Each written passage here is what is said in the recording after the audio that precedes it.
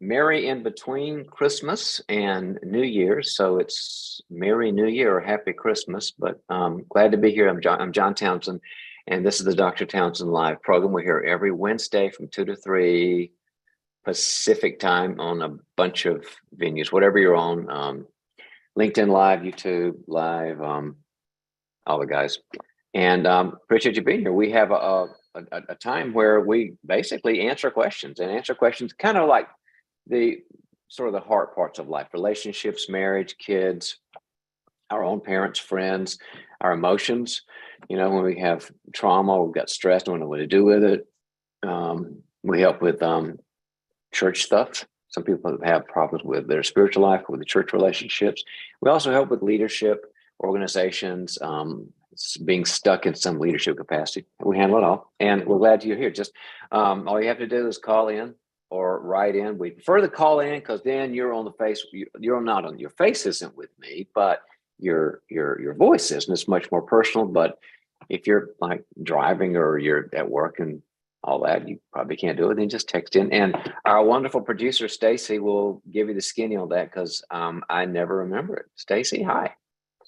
Hey there, John. Hi, everyone. Welcome to the show and happy almost New Year, everybody. We are so glad that you're joining us today for the 1 hour program. And as you know, this is a call-in show, and we use the platform via Zoom to be able to share it out to all of John's medias. So if you're listening today and you'd like to speak with Dr. Townsend about a challenge or a problem and receive some help, let's go ahead and take this number down, okay? 1-877-853-5257, 1-877-853-5257. Once you dial that number, you'll need a meeting ID number to enter the waiting room. And that meeting ID number is 876-5437-2012. Again, 876-5437-2012. And we know a lot of you like to watch the show, but we'd love it for you to call in. And without further ado, we'll go ahead and get to some callers. All right. Thank you, Stacy. So while she's meeting and greeting and getting people all ready, you might have seen the email that came out today. We like to put different video-ish emails out whenever we can. And the one that came out today is about trauma and being stuck in this sort of thing. And I wanted to say a word about trauma, kind of like take it another level. There's a lot of good information out there these days about it. And in a weird way, I would say if there's any time to have trauma, it's a good time to have trauma these days because there's so much understanding of it and what the brain does and what to do about it. But what I wanted to add to that is that it's very, very rare to divorce trauma from character and your internal world. Some people think, well, once I've got the trauma of my, whatever I was in an accident or I was treated horribly or whatever, then once I've got that figured out, then I'm okay. And that is true sometimes, but that is the rarity. Most of the time, what the trauma did is it made something it made some capacity, some character capacity inside us damaged. Now, if you read any of my books or seen the program or whatever, you know that the model I use is there are four character capacities: attachment, the ability to trust and be close, be vulnerable; separation, the ability to have your voice and your boundaries and speak up; integration, the ability to deal with the good and bad and not feel perfectionistic or self-judgmental; and adulthood, the ability to be mutual and equal, not one down to other people, know what your purpose is, know where you're going in life. And if you've got a vulnerability or a lack of development in any of those, trauma is likely to grab that one and it will do damage. And so just working on the trauma and getting the grief and the forgiveness and the empowering and getting yourself back, that's all great. But you're going to have to get this really done, go find out what capacity it damaged and then work on that as well. Otherwise, you tend to start to have relationship problems, emotion problems, energy problems again. So it's not, in a few cases, the trauma is enough, but in others you can't. Anyway, hello, is this D Lake? Yes. Hey, Dale. Dale, if you don't mind, can you please go ahead and turn your camera off for us? It's a call-in show only, no camera. Oh, you want me to take mine off? I'm sorry. Yes, please, if you don't mind. You got it. Sorry about that. No worries. Uh, Welcome to the show. Well, we yeah, already know who you are, so yeah, go my name's ahead Doug. with Dr. Townsend. We're so Hi, glad you're Dale. here. Yeah, great. Thank you for Um, being here. Where are you from yeah, and all it's a that? dreary day here in Phoenix. A little bit of rain, but enjoying the day for sure. Right. So, welcome. And what's your question today, Dale? Yeah, Dr. Townsend, I appreciate your work and have been through TLP a couple of sessions. Of course, I've read a lot of your books, and I've been diving into the principles of people fuel, and just really helping. This season has been a really strenuous season in a lot of different ways. One particular way is I'm in job transition right now, from being a pastor for about 8 years at a church, been in ministry for about 20 some odd years, and kind of moving into the marketplace into this next season. But this has been a really difficult season in that just the last couple of weeks, my dad's not doing well. He's got cancer, and my Oh, I'm had a sorry, step. Dale. Oh, thank you. Stepfather-in-law just passed away last night. Had another Mm, family member attempt to hurt themselves just recently. And on top of that, we're going through empty nest syndrome, my wife and I, after 28 years. So there's just been a lot of big changes. And my question is, when By there's the way, some, Dale, those aren't, just to make this more particular, those are a type of change, but I think it's more pointed in your situation to say not just big changes, those are big losses. We can thank say I you. changed, I changed cars, I changed restaurants, I changed jobs. There's no loss there, but you have had some significant and recent losses, just FYI. Boy, I appreciate you pointing that out, Doctor. And I do feel, and thankfully TLP actually really helped me develop just the system and acumen to grieve and navigate those losses. So I'm grateful Great. for that. And Are even, are are you with Leah, or who are you with in Phoenix? yeah, with Lee and Travis. Yeah. Leah and Travis. Oh, they're rock stars. I'm so What glad you're with them. They're very, very what good. a dynamic duo for sure. And I'm so grateful to have been a part of that in 18 and 19, those years.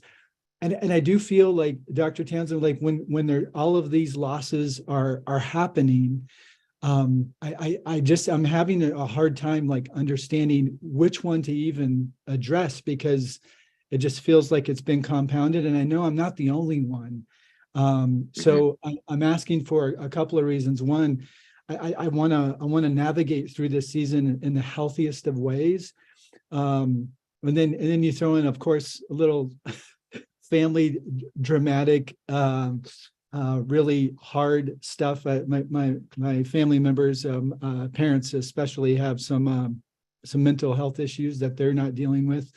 Mm. So it just really feels compounding, all of this. And so I want to grieve this properly, but I just need some support, but also maybe uh, some structure too, to take a next step in navigating through this, and maybe provide reality as well, with what I'm going through. Yeah, I'm really sorry, Dale. This is a lot at one time, and when we get sort of beset by multiple losses, and multiple stresses, uh, our brain goes into overload, and then the first question we have is your question was, how do I even navigate this? When I get out of bed, I've got these 8 things facing me. So let me kind of give you a sort of a path. Um, Number one, you have some losses that are true losses, and then you have some that are stresses that are going to become losses. For example, a family member who tried to hurt themselves. Now, that's not a loss. It could be if they if the worst happened. But that's a stressor to deal with. What was the other thing I was thinking about? You said I took some notes. Job Empty nest loss. is more loss. Yeah. Job loss. And then you've got your dad's health. That's not. Yeah. It's going to be a loss, but not right now. Kind of Sure. is, but not really. Yeah. And so there's two paths to this, Dale. One of them is with the things that are stressors, you've got to go into problem solving mode, right? How do I help the most I have? How do I help people cope? What are my resources? What are the solutions for these things? So that's not a loss thing. You're kind of losing, but you've got to behave, right? You've got to go on a job search. You've got to deal with comforting others. But the others that are clear losses, and you have several here, that's the grief process. So one is a behavior path, and one is a receive comfort, find people who can just be with me, let me say goodbye, right? Yeah. But the way to, so I'm kind of, that's one structure is consider the two paths. Is this a behavior I've got to solve problems, right? Think, or is this kind of sit there with somebody that loves me and weep, right? But the second thing is to look at them in terms of the urgency importance quadrant. Have you ever heard of a guy named Stephen Covey? Yes, sir. 7 Habits. I have found in leadership and coaching and spiritual growth, and in fact, in counseling, that is so helpful when people have multiple issues, because you just put the quadrants up there and it goes, quadrant 1 is what's urgent and important. Now, the fourth quadrant that I'll get to one day and really never get to is, if you already know that quadrant, what's that quadrant that we never get to, Dale? Say that question again. I'm so sorry. Oh, that's okay. You're probably overwhelmed right now. I'll just do it for you. Dale, I don't want to be the ninth thing that you're having to deal with. You're not. Okay. You're supportive. I appreciate it. All right. So the things we get to first are those things which are urgent and important. The things we get to last and kind of never get to are not urgent and not important. Yeah. The things we get to second are the things that are important, not urgent. The things that we get to third are urgent, not important. That is a profoundly helpful concept when we got multiple things jumping at us when we wake up in the morning. Yeah. And so what we do is we just get a piece of paper and go, all right, I got a lot of bad things today. Which one is urgent and important? That's going to come first. Or not urgent, not important, like maybe, straighten out my socks. Nope, I'm going to get to that. Urgent, not important. Yeah, it's a big deal. And if I don't deal with this, it'll get worse. And then sorry, that's the third. And urgent and not urgent important is number 2. If you'll kind of use that and remember, does this apply to the getting things done task thing of a problem I got to solve, or is it apply to my own grief?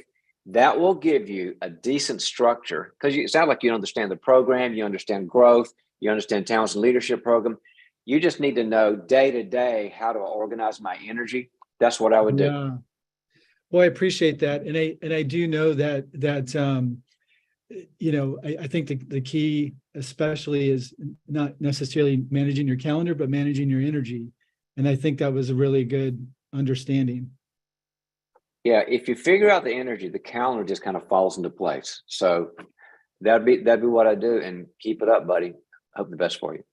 Yeah, I appreciate it. Thanks, Dr. Townsend. Have a happy New Year. Okay, Dale. All right, I will. care. Thank you. Bye-bye. Dale just brought up such an important thing for all of us. You kind of start off talking about trauma. And one thing trauma does is it takes away our priorities. Trauma just says it's all at once. All those noises and sounds and memories and problems are attacking me all at once. And the brain goes, no. We've got to prioritize, but it can't prioritize because we're stuck in the amygdala. It's called amygdala hijack. We can't think clearly. And you've got to get relationships around you who are supportive, and you've got to put some reasonable structure in. You can't just be super OCD, anal retentive, and what color are my socks? Talking about socks a lot, Dave. Sorry, maybe it's Christmas, but a reasonable structure will help you to say, this is a priority. I'll get to this later. Because when you're in trauma, everything feels urgent, everything feels important, and you're paralyzed. So I'm glad you called, Dale. All righty. Absolutely. All right, John, your next caller is live. Caller, you are live on the Dr. Townsend Live Show. Go ahead and tell us your first name and where you're calling us from today. Hi, my name is Charlene, and I'm calling from the state of Idaho. Hi, Charlene. Welcome to the program.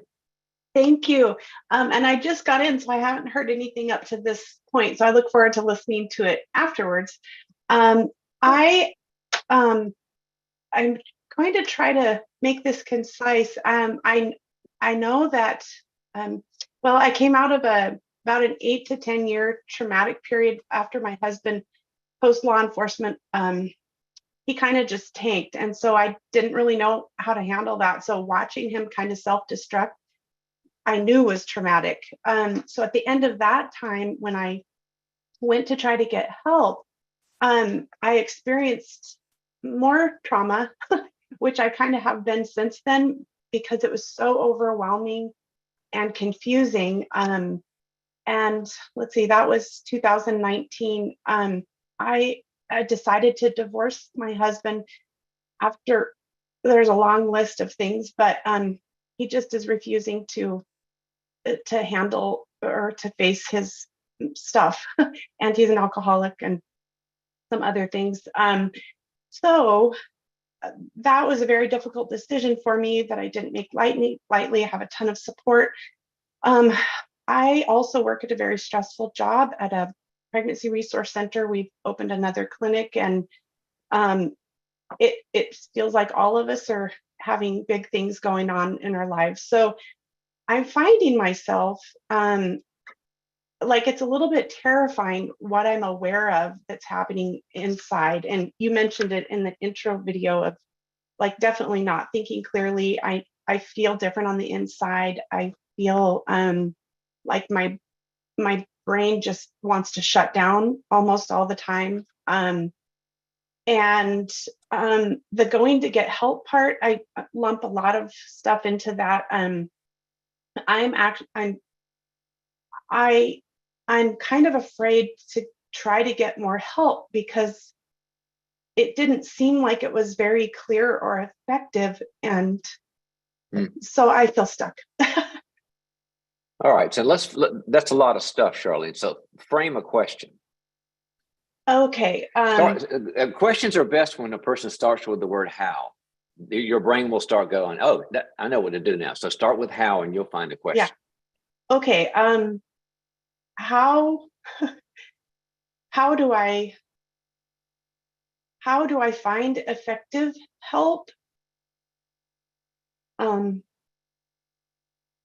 I guess I'm afraid to try again. Because if I told you a way that you could effectively get decent help, would the fear go down to a normal level of anxiety and you would do it? Or are you saying, John, if you even told me the right way to do it, I'd still be too afraid to do it, so I can't do it?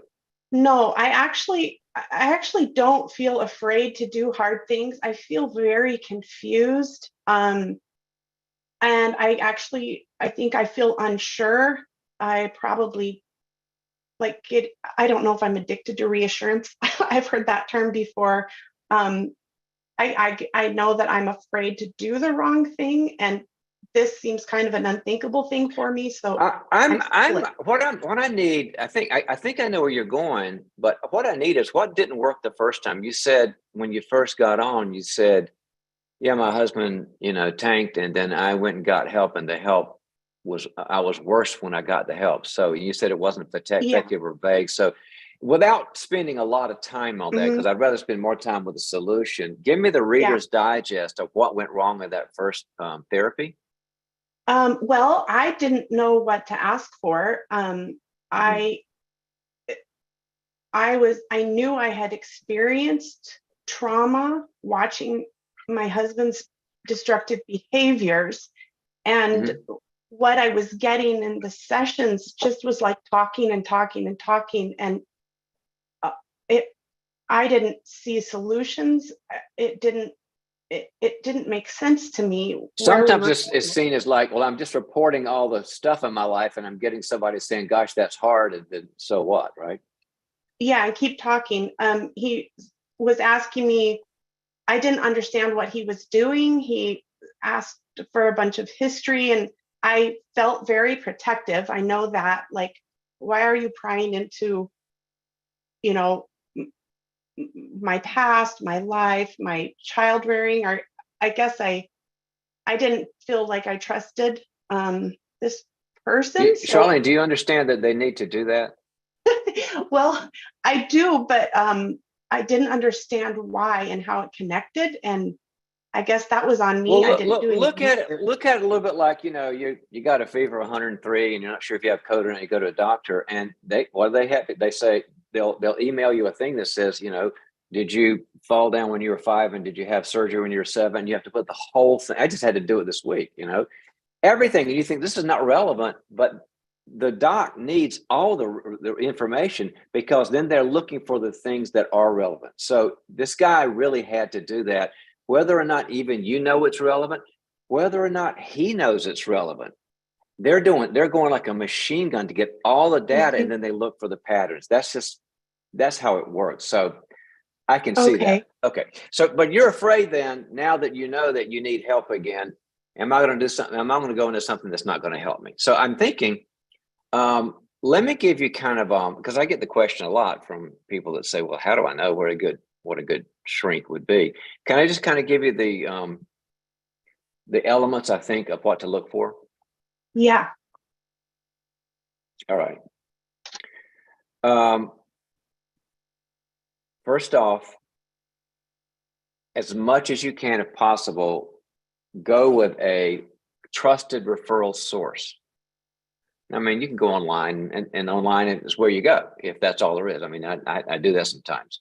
But if you know people who have been helped by somebody, and you can say, who's that person that helped you, or an organization you trust, or a church you trust. I'm kind of a fan of My Counselor Online. They're one of our partners in the program, and Stacy can give you the information, but a trusted referral source. Secondly, when you go there for that first, we call it the intake, here's my life, the thing that you really hated that happened about all the childhood questions, but is you ask about credentials, and the trusted source will probably make sure they got credentials, but they need to have a license. They need to either be someone's assistant who's licensed, or they need to have a license. Somebody just goes, yeah, I sold real estate, but now I'm a counselor. Well, you don't want that. So they've got to do their 1,000,000 hours of training under good people. All right, that's the second thing. And be nice, but be direct. Like, tell me about your schooling. I mean, any good therapist, yeah, happy to, or here's my resume or whatever. But you got to make sure they got the formal training. The third thing is, when you're there, do you feel safe? Do you feel like, okay, there's no judgment here, and they're aligning with me, they get me? Do I feel like it's okay to open up? Safety is very, very important. The next thing is, do they seem to understand things that you don't know? Because there's a whole slew of therapists that their whole training is, oh, Charlene, that's so tough. Wow, man, that's tough. That's tough too, yeah. Or that one's really tough. I'm so sorry. Well, I'm a very empathetic person, I think, but empathy alone doesn't do everything. Do they tell you something deeper? For example, would they say to you something like, from everything you're telling me about what happened to your husband and your current stresses and the things that happened in the pregnancy center and all what you're talking about your childhood, it seems to me that you tend to be a very good giver, but maybe hard for you to take and be selfish about your own time and your own voice. Mm-hmm. Now, if that's true about you, and you go, I've never put words on that, they're telling me something I haven't heard before, mm-hmm. That's a good sign. The next one is that by the time you've talked about all these things and they're wrapping up, and then you say, so if we work together, what will be the path? If they give you a general path, not like, well, first section we'll do this and second section we'll do this. Mm-hmm.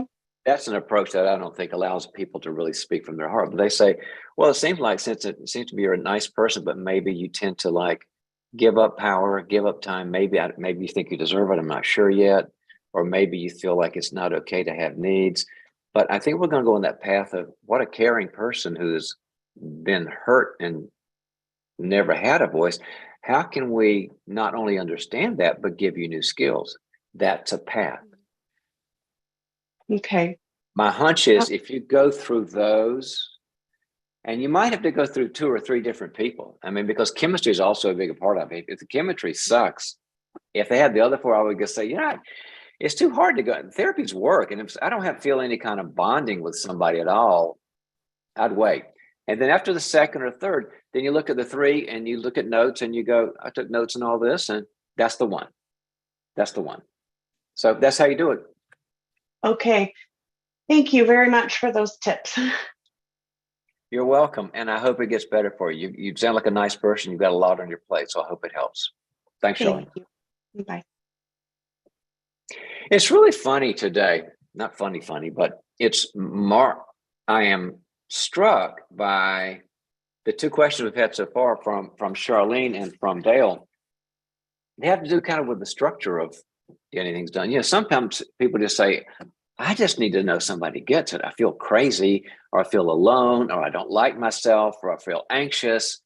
And we deal with that. And then sometimes it's sort of like, what are the steps? You need the emotional aspect and you need the steps aspect both. Absolutely. Okay, next caller is live. Caller, you are live with Dr. Townsend. Go ahead and tell us your first name and where you're calling us from. My name is Shalina, and I'm calling from Sacramento, California. Hi, Shalina. Hi.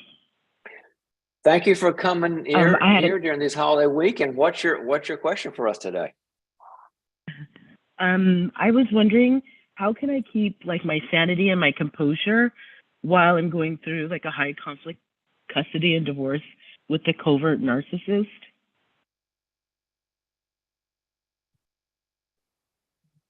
Tough situation. Tell me more about it. So what is when by the way, just for our listening family, a covert narcissist is a person who tries to control and is grandiose about who they are, but they are subtle about it, and it leads to a thing called gaslighting, because since they're covert, they hide it, and you feel crazy and you don't know why you feel crazy and you blame yourself. It's a bad thing. So I'm sorry to hear that, Helena.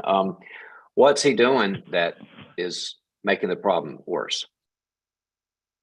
Well, we've been married 15 years and we have a young daughter, and he decided he didn't want to be a Christian anymore last year or be married. So he moved out, but he was coming home at least a couple of times during the week. And now he's saying that I am an abuser and that I am not, healthy for our child, and that he is not safe because when the police were called to their home a couple of times over the last, 15 years, the police told me to go and tell a judge about this and get custody. So he is utilizing the judicial system to manipulate and send me messages that I'm manipulating, or send me messages that how is he using specifically? Yeah. How is he using the Sure. utilizing the judicial system? Is it Helena or Helene? Oh, sure. Shalina. No, Mm-hmm. Helene. Okay. Uh-huh. How is he doing? How is he jerking the system around? Sure. He asked for mediation, and he told me that I could go to mediation, but I have to give him 50% custody. When I said it's not healthy for her because she's been living with me this whole time, he got a lawyer, and then he started texting me whenever I don't get 50% custody, that or I don't go to lunch with him, or I don't agree to meet with him, he will start texting that he doesn't feel safe, that his lawyer said that, there's, he can't come to her birthday party because there might be domestic violence, when there's no history of domestic violence with me towards him. Mm-hmm. And okay, so now, basically, the covert narcissism is also overt. These things are overt as well as hidden, because he's out there doing crazy stuff to control you. So Is your question more, how do you win the custody battle? Or I think you started the question of how do you keep your sanity? No. Is that the real question is the Yes. sanity question. Is that Yes. right? Or Yes. Yes, because some years ago I read Leslie Vernick's material and I went to a conference recently. And I know for sure the Lord was really talking to me about how people are talking over you and trying to convince you of somebody that who you are not, and that this is affecting me, you know, mentally and spiritually. So I need to not react, and I need to not feel really, really like adrenaline, you know, like activated to where I have to calm down. I cannot say anything, you know, back to him. oh And I don't no, know he's how totally to really irrational. remain calm. By the way, now are you guys in the process of divorce, or I mean, or why has he got an Yes. attorney if he's not going to divorce you? Are you guys divorcing?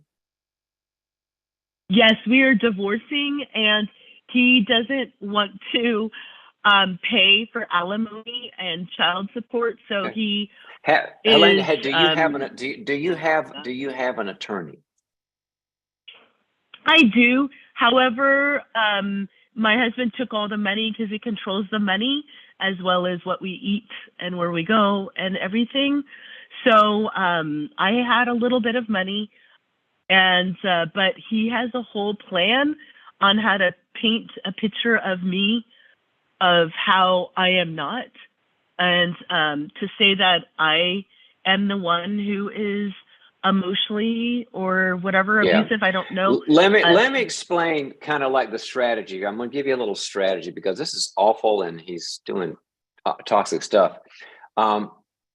If you are, since he, and this happens a lot, he's controlling the money, you've got to get an attorney, either the one you got now or somebody else, to say, we're getting divorced. And so you have access to half the money. You're in California and you can use those funds. So make sure your attorney knows that in a state like California, it's not his money or your money, it's y'all's money, and you must get hold of it. And they can do that.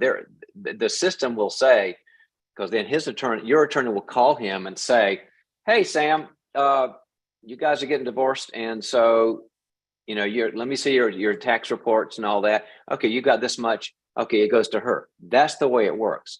But the second thing, I want to get more to the emotional side. It's when somebody can trigger us. Like you say, he says mean things and he's being awful with you and all that. And you can feel that sort of, like you said, the adrenaline. What that means is that something in Helene still needs this man to be nice. Let me say this a different way. Some part of you still needs him to be kind to you, which means there's still some dependency, longings, which is totally normal in marriage. We're supposed to be dependent on each other. We're supposed to long for each other. But this man has disabused that. Since he's disabused it, he doesn't deserve to do that. But you still have a part of you that cares because you've got 15 years together. So you need to get into a process of what we call in my world of basically de-investing.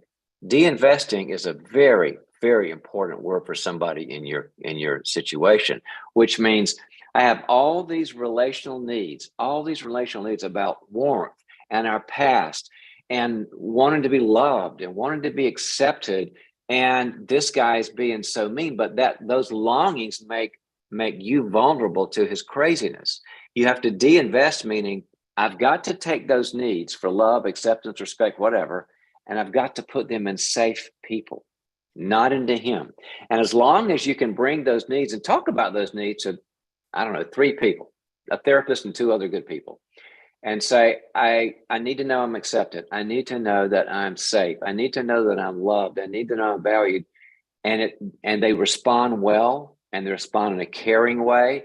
And they say, I'm on your side. And I know that your life is hard and I want to hear about it and tell me more. And I'm your friend.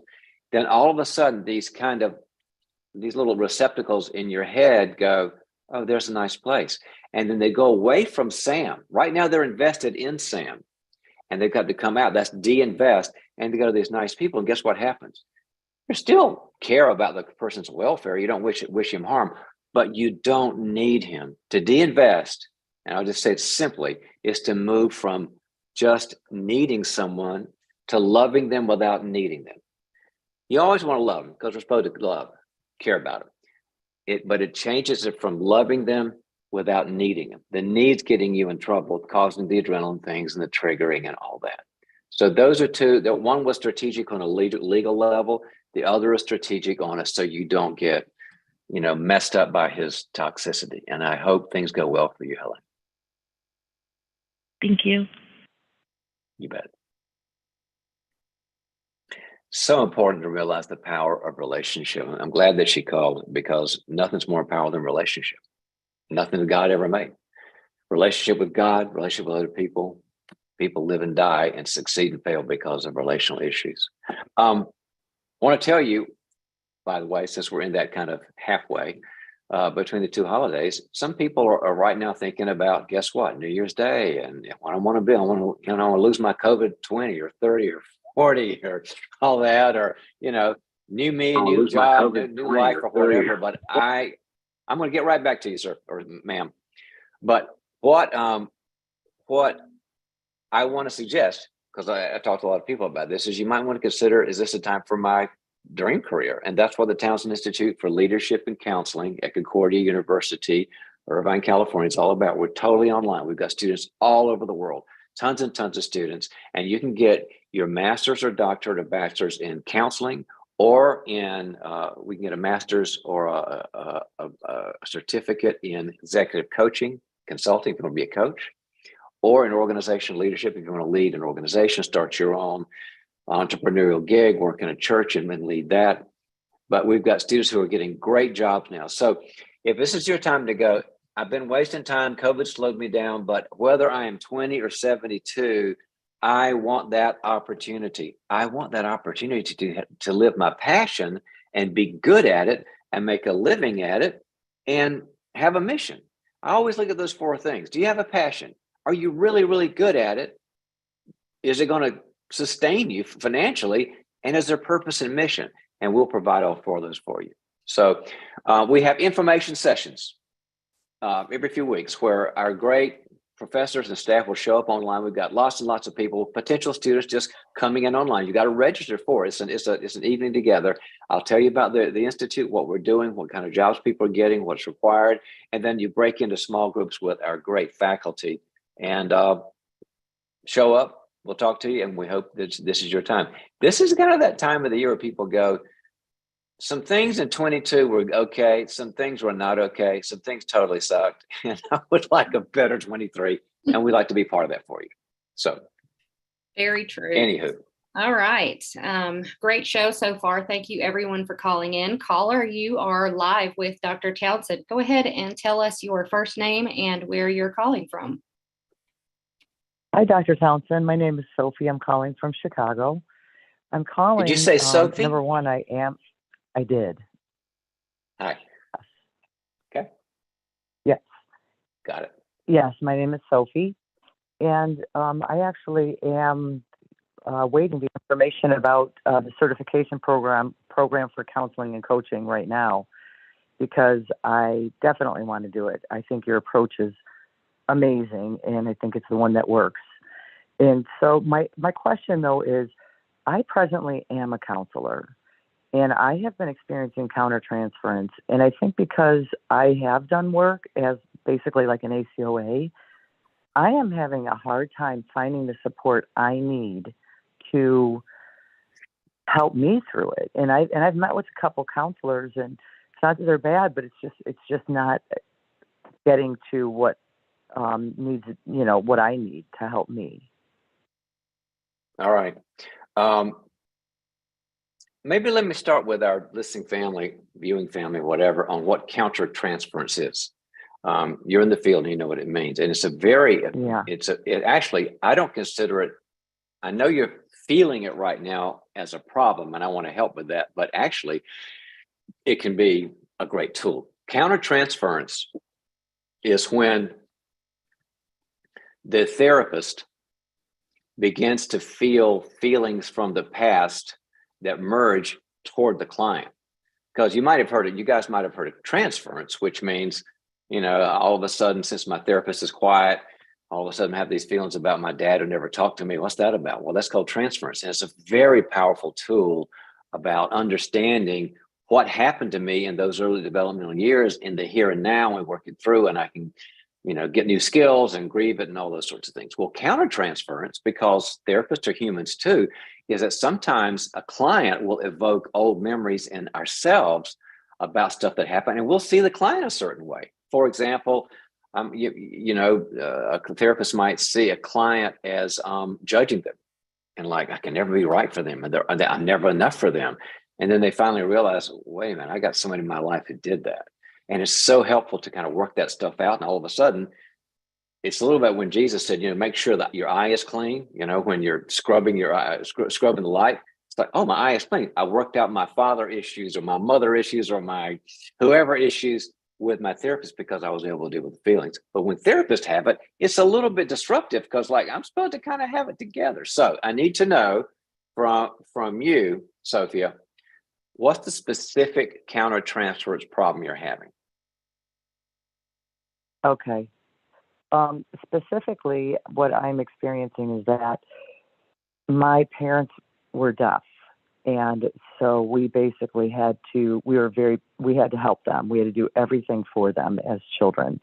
And that lasted until they passed.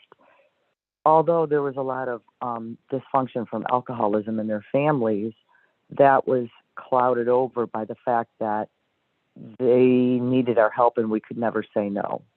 So it created more of like a strong codependent kind of, behavior. And I have to just help everyone. And I'm so bad and wrong if I say no. And so my mom passed away 2 years ago, and something about her passing and then working with clients really, it was like I never finished with her. And I don't know how to finish with her.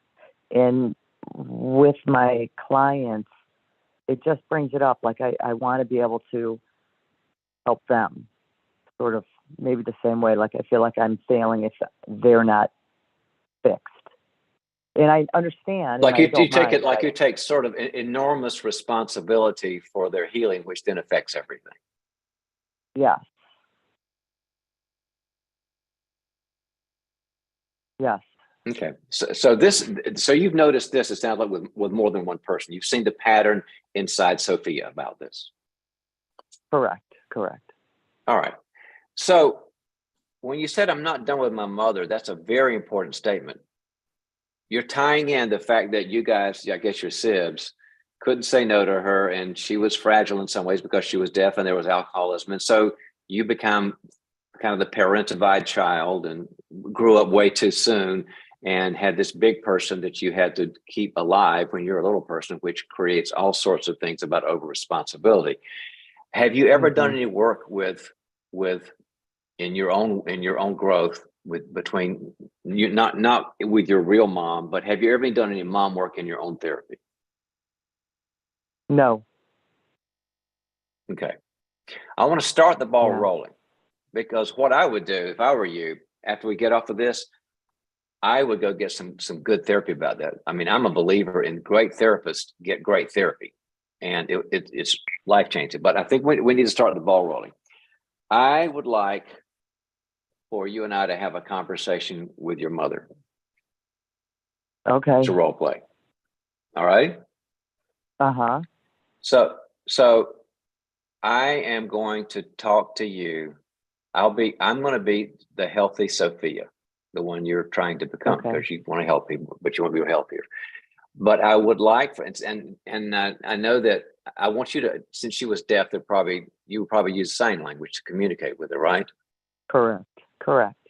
All right, but let's just pretend you can talk. So I want you to be your mom before she passed. Okay. And I'm sure she's a lovely person, but I want you to kind of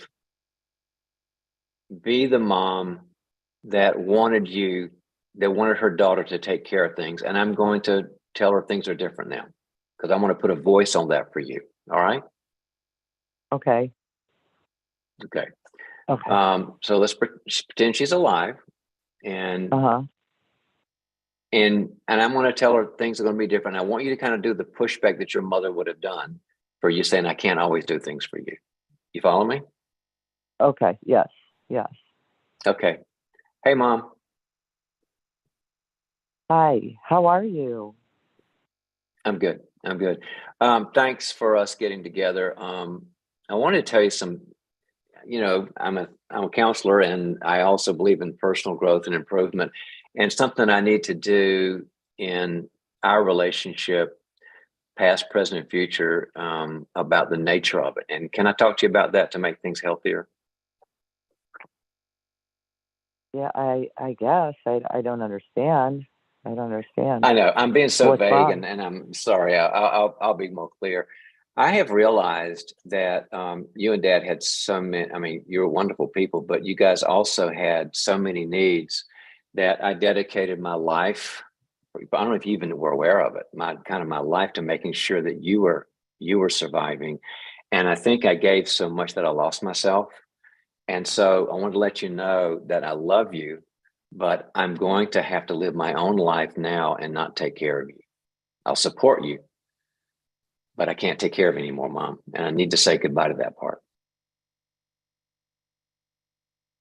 I'm so bad. I'm so bad. It's all my fault. It's all my fault. Can I make you a sandwich or something? Do you want something to eat? I'm fine, Mom. Why do you think you're so bad? I want to know. Oh, I don't know. I don't know. I'm just, it's all my fault. It's all my fault. You mean me kind of losing myself and taking too much care of people is all your fault?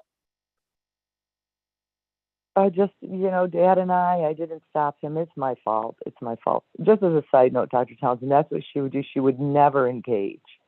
So it was I'm just getting so it. No, hard. you are clear as a bell. Don't worry about that. I'm getting it. Mom, I get it. Now you said it's my fault, but I need to know the it because there's a lot of it. So when you say it's my fault, what is that it?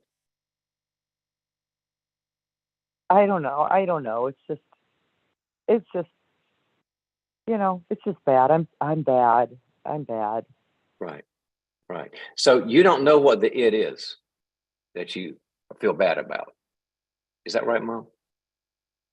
Yeah, I don't know. I don't know. Okay.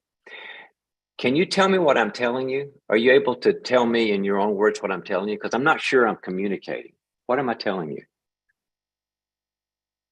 Just forget about it. Just forget about it. Stop thinking about that. Just stop thinking about that. Oh, you don't want me to think about my childhood with you.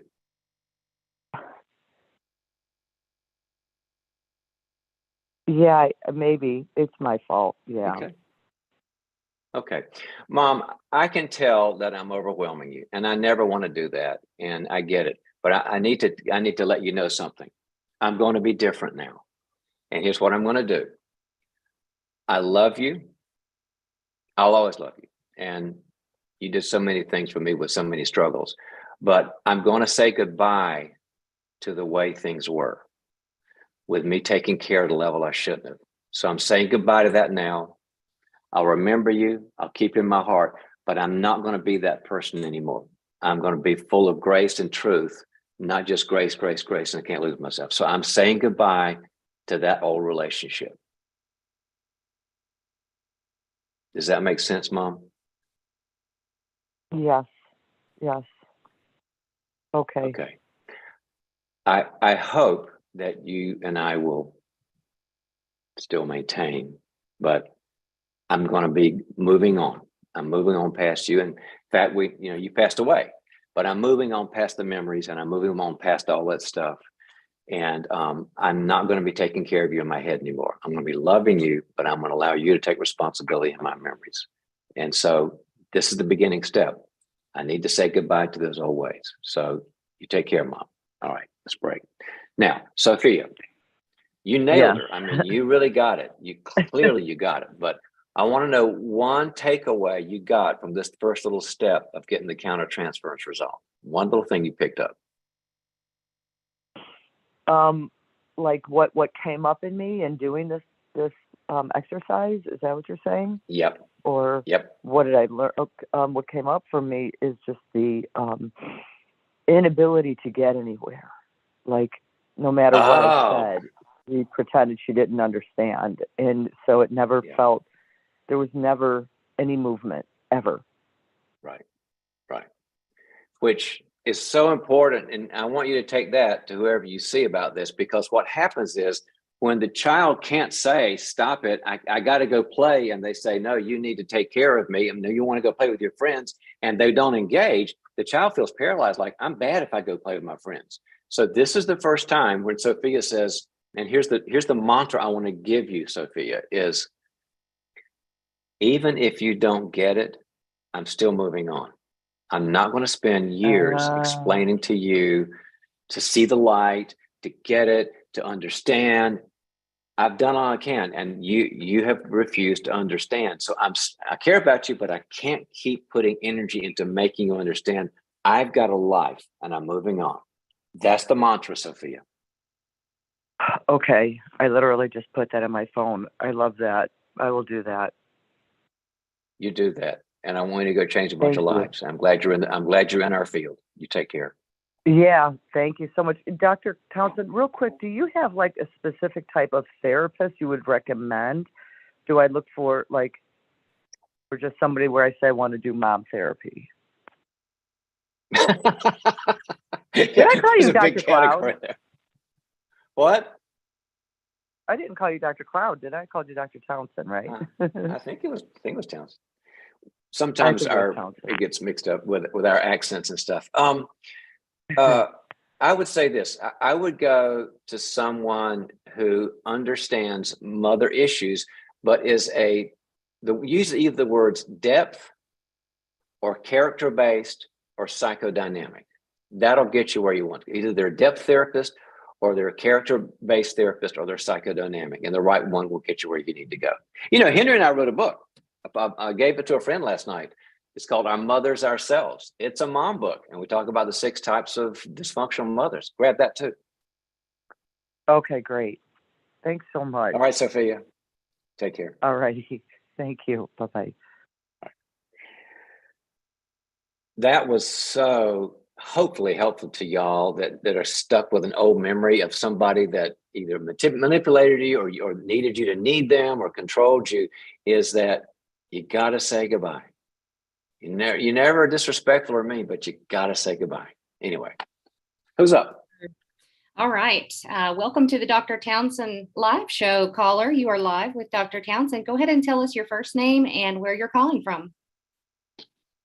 Hi, I was actually wondering if I could stay anonymous. Hi, Anonymous. Can you say what part of the world you're in?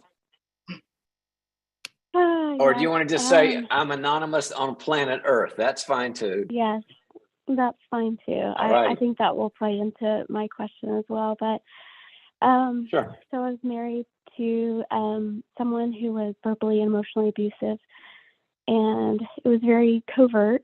So I kind of could feel for that one girl who was in the marriage with a covert narcissist. And I feel like I've dealt a lot with him and have gotten over that. And you know, I thought I was marrying a Christian man, and you know, after many years of marriage, I realized it was a mask. And so I feel like part of what's helped me heal is just seeing how many times the Lord was chasing after him and he chose not to repent. And so I feel like I've dealt with that. But my question is, I had 2 friends in the process who didn't believe me, and they didn't want to hear the stories or anything. And I still, like you can tell, I still tear up when I talk about them and how they didn't want to hear. And I feel like that is kind of tangled up with possibly some things that they believe just about, I mean, I would honestly call it word of faith theology, where, you know, when I told this one girl that he was abusive, she said, you know, if you speak it, he'll become it. And I didn't understand what that meant. until I kind of figured out what word of faith theology was and how she, it just felt like blame. You understand that's baseless, right? That statement. Yes. You understand that is not a biblical statement, right? Right. Yes, and I think Okay. just that my counselor pointed out that faulty theology helped me heal a little bit. But I guess my question is why can I still be brought to tears with those friends and what they did? But yet I feel like I've moved past things with my husband. I feel like I'm a different person. I've just struggled a lot. I was an entrepreneur, and I just feel like I am different. I'm an artist and an entrepreneur, and I just feel like I've lost myself. Like I just feel like I'm not as creative and as deep thinking, and I haven't wanted to journal. And so I don't know what it is that, these losses of friendship, these people who could have stood up to him and held his feet to the fire, who could have helped save our marriage. Were there other people? I mean, you said you've done a lot of moving on, and so were there other people that supported you when these two would not, or has nobody ever stood up? Yes, I had a lot of people support me and still continue to this day, and they validate. Okay, so but you've got a lot of present day struggles like energy and lostness and feeling confused, and I hear a lot of feeling overwhelmed. And I want to make sure I'm tying this into something you said to make sure I can help. Are you tying in your present struggle to how mean these two friends were? I don't know, honestly. I mean, I don't know if they're related or not. I feel like some pieces are related, like as far as, getting my business back up and running. Like I don't want to be on social media. And, I don't want to, even though it's a business and not personal, like I just don't, I'm scared to put myself out there for people to look and analyze now. Oh, I understand. I totally get that, especially what you've been through. But my question is, we started the conversation when you said, why is it that they can have this kind of hold on me? But now we're going into all the struggles you're having today. And I want you to make a choice here. I'm happy to go either way, Anonymous. We can go with getting your power back from those two people, or we can go with giving you a better sense of, I guess I would call it stability and clarity about yourself now. So I need you to kind of go, which one's more important for me? Because I can't do both at one time. Right. I think the power that they have over me. Okay. All right. Let's start with that. Now, of all the people in your life, those people were really mean. What is it what made those people prior to them going crazy on you and being toxic, but prior to that, what made them very important to you in your life?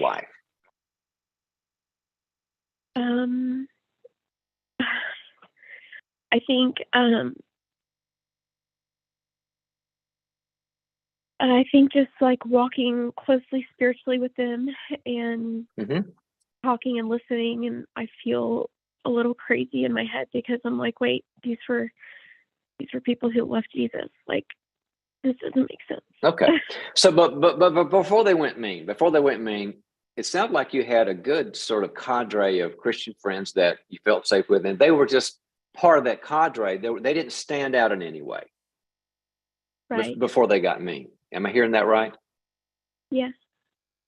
And then the crazy theology and their toxicity came up, and all of a sudden you weren't expecting that. You thought you would get love and care, and you got this nut stuff, and that's when things started going bad.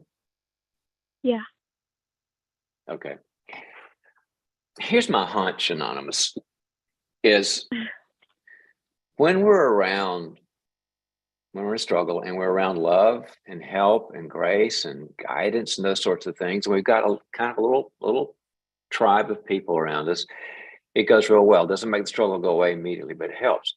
But you were vulnerable with them, and you were vulnerable with your entire tribe. But then these two threw lies to you and deception to you. And it's sort of like, here I am in my most vulnerable state. My life is just a mess, and I'm open.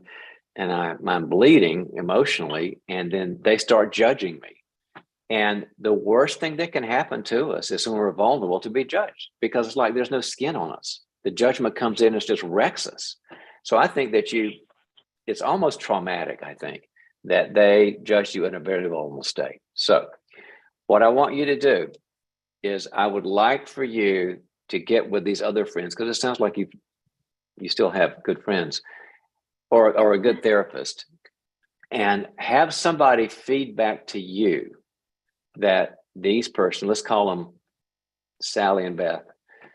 Sally and Beth were wrong, and they did it the wrong way, and they hurt you, and they're kind of mad at your friends. And and to tell you that, because that part of you that got so wrecked needs to hear a relationship on the outside to say, you're right for feeling bad, and they were knuckleheads, and I'm your friend. That begins the healing process.